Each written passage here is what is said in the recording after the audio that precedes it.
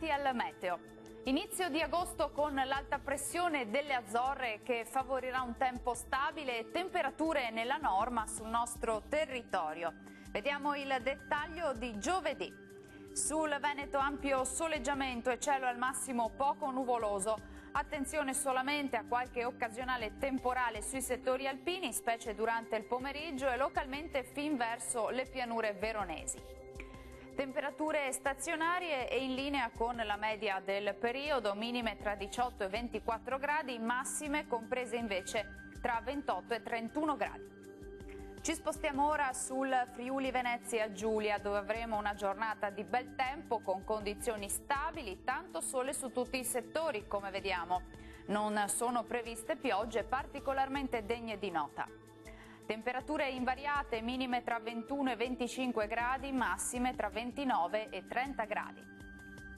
Uno sguardo infine al Trentino Alto Adige, dove avremo un tempo asciutto al mattino, poi qualche temporale a carattere sparso, possibile un po' su tutta la nostra regione. Temperature minime sui 18 gradi, massime comprese invece tra 30 e 31 gradi. Bene, dal meteo di Antenna 3 per ora è tutto. Arrivederci.